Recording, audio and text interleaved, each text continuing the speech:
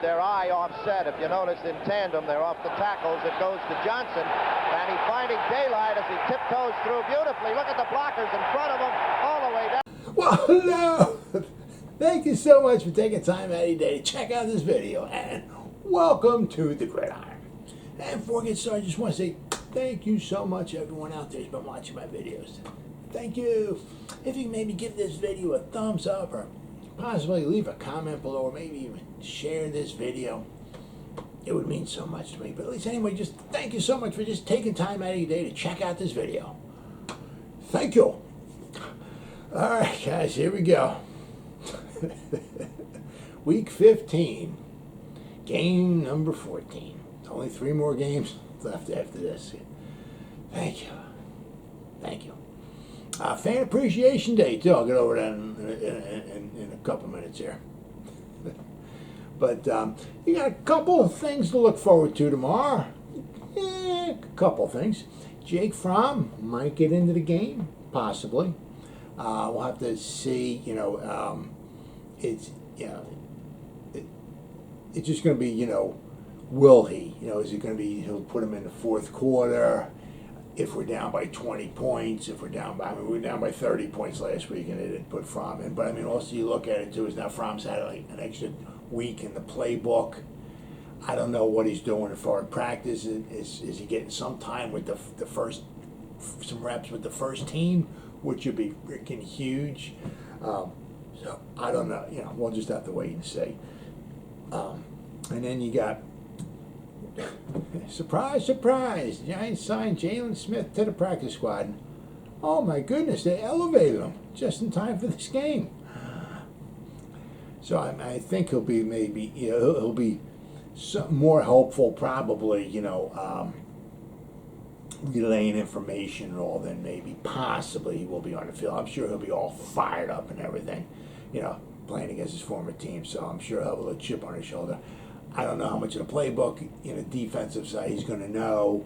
I don't know how many plays he'll get in there, but I'm sure if he's on the sideline, I'm sure they'll get him in there a little bit. So it'll be interesting to see what Jaylen Smith can do.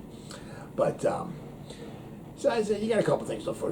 Xavier McKinney hopefully will be playing, because boy, we need all the people we can get in the secondary. I mean, he was kind of touch and go. I mean, he was. He had some close contact with other guys who had COVID, and also Xavier McKinney is unvaccinated, so he had to stay away from other guys, and apparently they're hoping that he'll be able to play in tomorrow's game, which would wind up being huge, because then at least we'll have Logan Ryan and we'll have McKinney. We'll have our 2 starting safeties there. The cornerbacks are a totally different story. The Giants now have 9 guys affected by COVID. I don't know if, because, some of the games are getting moved.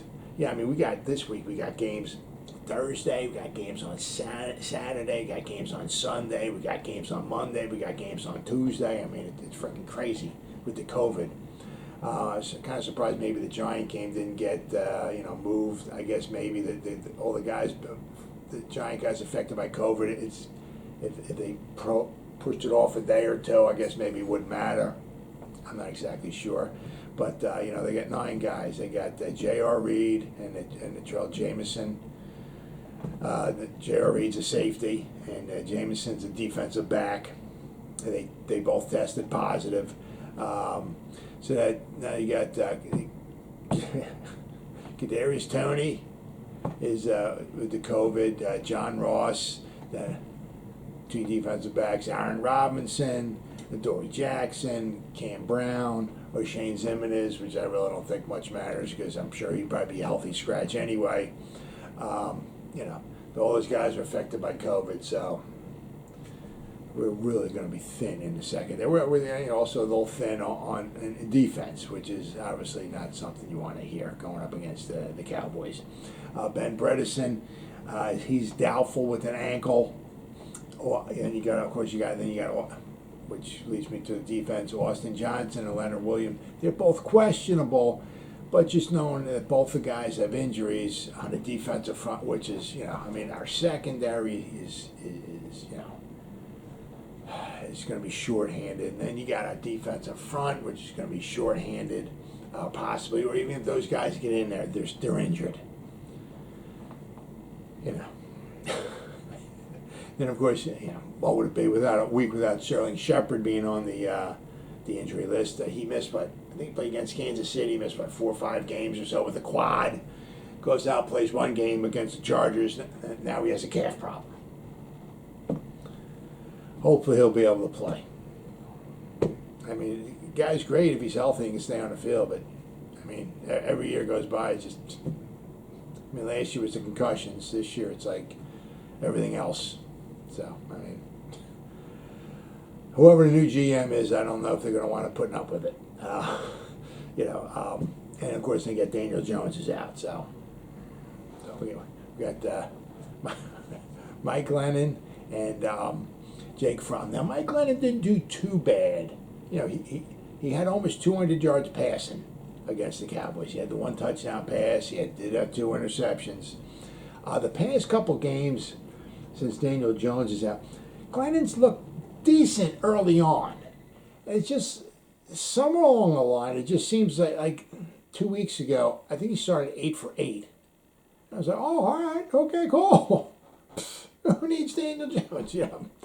He started 8 for 8, and then I think he wound up 15 out of his last 36 or something like that. I mean, it was just like, I don't know what, I don't know if he gets tired or frustrated or what the heck it is, but it just seems like as the game goes on, he just starts throwing the ball, uncatchable passes. I mean, the balls in the beginning seem to maybe have maybe a tighter spiral to it, but as the game goes along, the balls start fluttering a little bit more, and I don't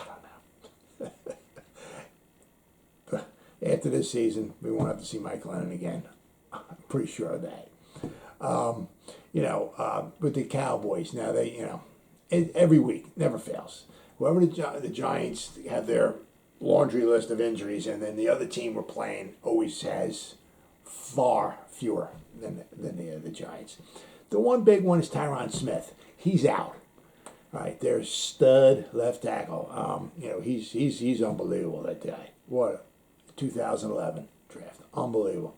But he gets hurt a lot too. So he won't be in there. All right. Then their only other guy is Tony Pollard. Now he's kind of questionable. They got between Ezekiel Elliott and Tony Pollard. I mean, 2 phenomenal running backs.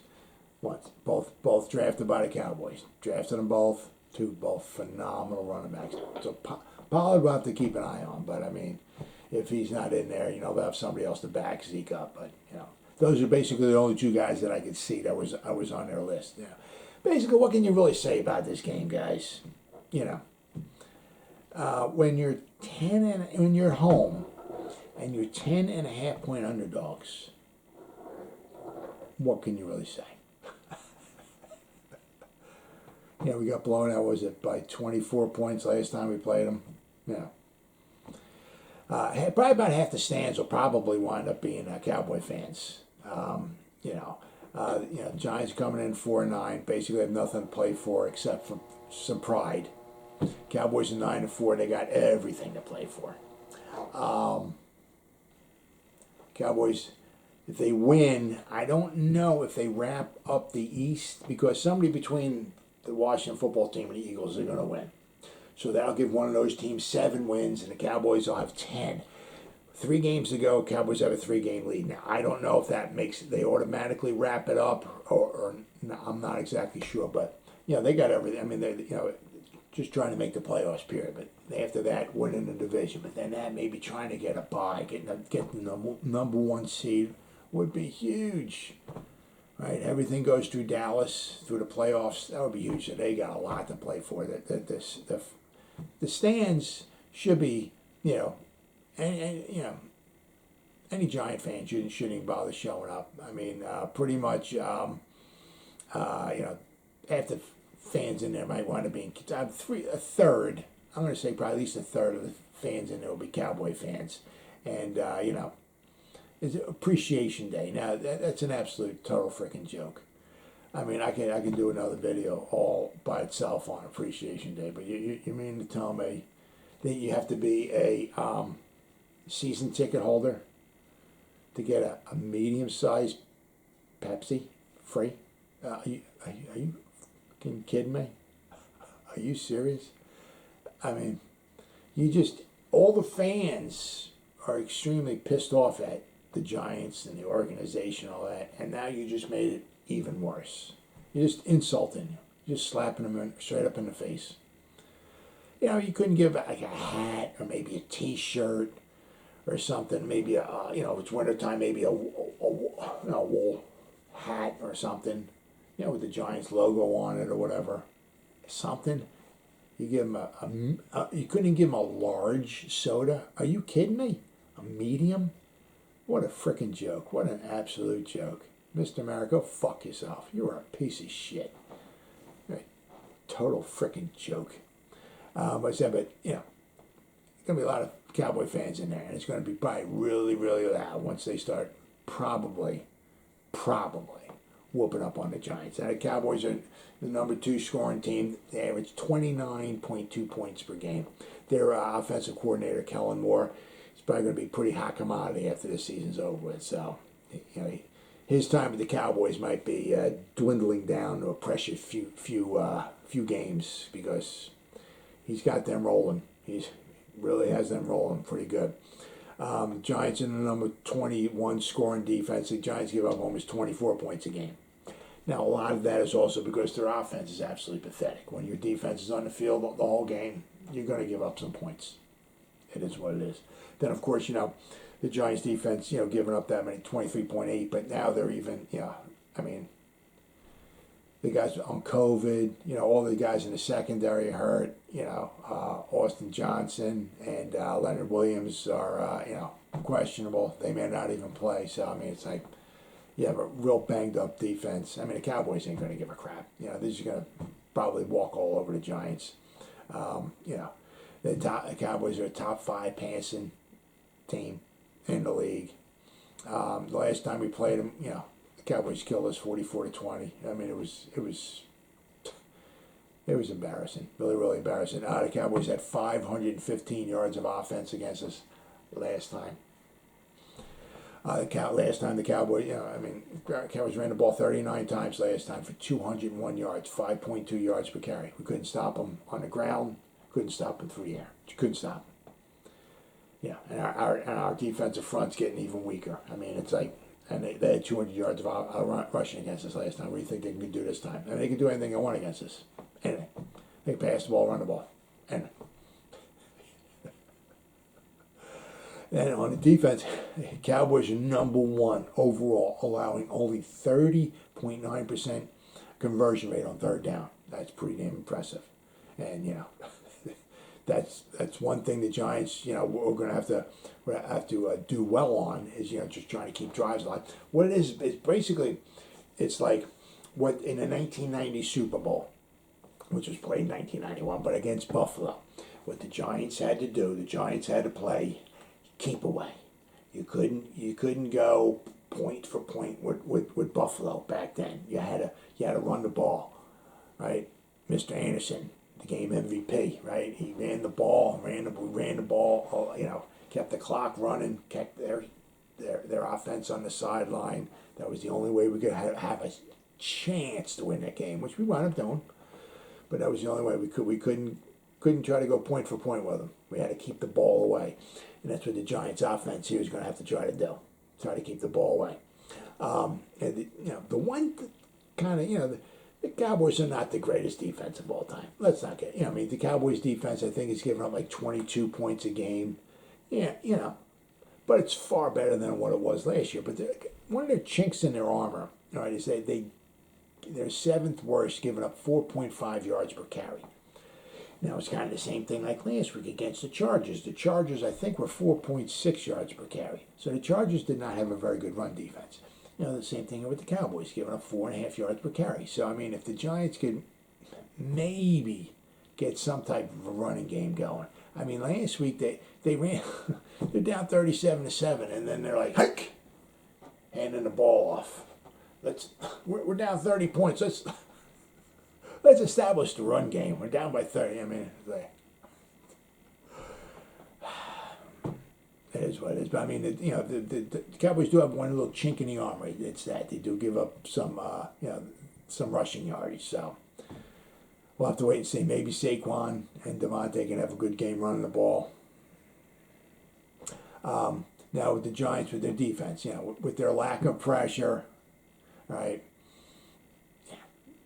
But usually don't get much sacks. Usually don't get much pressure.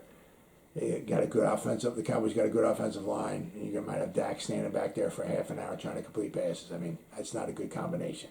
Not very, very good at all. However, on the other side of the ball, the Cowboys defense, they get pressure on the quarterback. They're number 5 overall pressure. They get pressure 27.8% of the time. And when we have a weak offensive line and we have a second or possibly a third string quarterback in there, that's not going to be good. The Cowboys are kind of like maybe middle-ish of the pack. They have 31 sacks. Not horrible by any stretch of the imagination. It's not up, I forgot who was number 1, but they're not middle, upper kind of middle. But I mean, nothing super, super spectacular. But if they don't get sacks, they get pressure. They're also number 4, and they get with 56 quarterback knockdowns. Now you got Mr. Parsons out there running around. So I mean,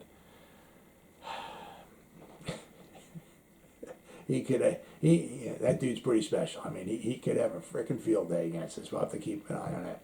And they've only given up 24 touchdown passes, which I mean, sounds like a lot, but I mean it's tied for 24th least in the league. So there's a lot of teams that have given up far more touchdown passes than the Cowboys.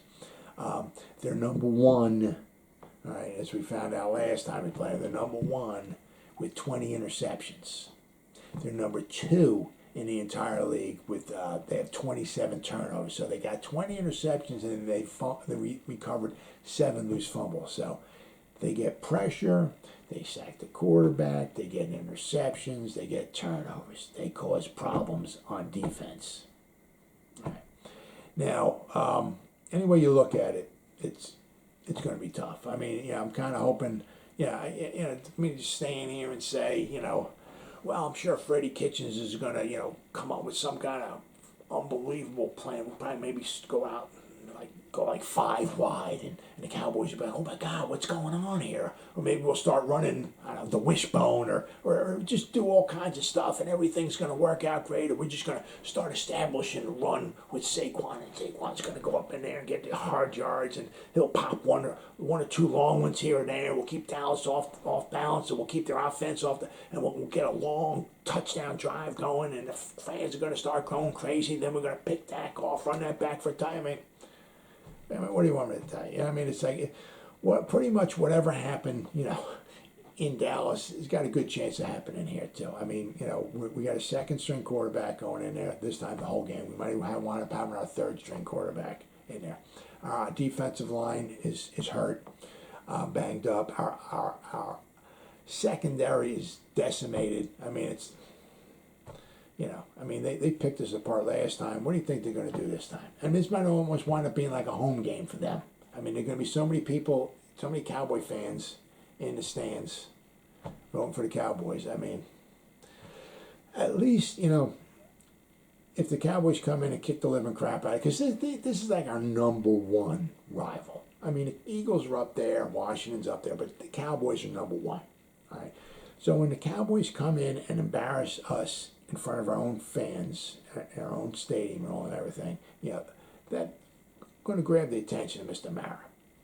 Hopefully he's hearing, some things about the Fan Appreciation Day with the medium soda. I mean, what an absolute joke. But when he's up in his owner's box and like the fourth quarter's rolling around, let's go Cowboys, dun, dun, dun, let's go. That's all he's hearing and everything like that. Hopefully that'll start, pissing him off the way us Giant fans are pissed off. But I mean, the only thing I can hope for is that it would be nice to see Jaylen Smith in there. It would be nice to see maybe Jake Fromm get some playing time in there. But you got to remember, guys, he was a 5th-round quarterback. He was on the Bills practice squad, and they didn't protect him. if they thought he was anything kind of special, I'm not saying he's not, but if the Bills thought and he was on their practice squad, they would at least protect the guy. They put him on the practice squad, and any or any other 31 teams could just come by and pluck him off there. And that's what the Giants did. So if he gets in there, be happy. Don't expect too much. I just hope the Giants kind of remember, because remember, after we played the Cowboys last time, Van Der Esch, the linebacker, good linebacker for the Cowboys, mentioned the Giants are kind of soft. And, it hurts, but he's right. He's right. He said something like, usually after a game's over with, he comes off the field and he goes, sits down in the locker room. He's like, man, I'm freaking battered. Because, it's contact out there. But he's like, the Giants, I don't really feel it. So he said the Giants are kind of soft. I got to give it to him. I think we are. We don't have that killer instinct. So I just hope that's kind of a bulletin board material for the Giants. Then, of course, you have the one guy, Kazee, the one after Kadarius Toney caught, probably it was his 10th pass, because right after that he got thrown out. He got his 10th ball, got his 189th yard, and the bunch of the Cowboys had him, and the whistle was blew, and about a second or so later, Kazee takes Kazee, the gutless pussy he is, and he throws Toney to the ground, and then Evan Ingram comes over and shoves him, and then Kazee looks like he hits Evan Ingram in the face. Don't throw a flag on that, but then when Kadarius Toney came over and hit him in the head, he got kicked out of the game. But so hopefully, I'm just hoping kind of the Giants remember something like that, And then after the game is over, all right, the handshake at Evan Ingram. They don't have anything. There's no film on it. All right, Jaron Curse. Apparently, that's what Evan Ingram said happened. There's no real film footage on it, but that's what he said after the game is over. When the game's over, you don't be a gutless frickin' pussy. Like, if he threw a punch, I don't know. But I don't know why would Evan Ingram bring it up. But I don't. There's no visual evidence. But Evan Ingram said, it wasn't like an all-out, punch. But he said it was kind of soft. I don't know exactly what happened, but he said he punched him in the face. So if Jaron Curse did that, he's a gutless frickin' pussy. So I'm just hoping that because the game's over. Be a man. I know for some of the Cowboys that's pretty difficult to do. But, you be a man. The game's over. If you don't want to shake the hand, just walk off to the field. Go into the locker room. Right? If you want to be a real man, you win or lose, you walk out into the field. Evan Ingram, we got our butts handed to us. Evan Ingram was a man. He went out to the field to shake some guy's hands. The game is over. Shake hands and you go your own way. You don't be a gutless little pussy. Maybe punch somebody in the face. So I'm just kind of hoping the Giants remember that. About Van Der Esch saying we're soft. Curse punching him in the face after. If you go down. I don't mean swinging, but I'm saying swing. I mean go down fighting, right? Go down. Block them as hard. When you got somebody tackling them, stand them up. Let the rest of the defense come in there and everybody take a shot on them. Or just block and your hardest and if Dallas walks off there with the victory, they deserve the victory because they're probably the better team. That's probably what's going to happen. But at least have them walk off the field and say, we beat the Giants by 17 or 20 points, whatever. But hey, they fought the whole freaking game. Kudos to them, right? If it winds up being like what we lost to Los Angeles, 38-11, we were losing 37-7 last week. We were getting killed. We lost by 24 points to the Cowboys. At least go down swinging. You only got 3 games left. I don't know if we're going to win anymore, but at least go out swinging. That's nothing worse than losing to the Cowboys and going out like a bunch of pussies. Go out swinging, right? Do us Giants that favor, will you? Well, as always, guys, thank you so much for taking time out of your day. Check out this video. You guys stay safe out there and go Giants. Woo!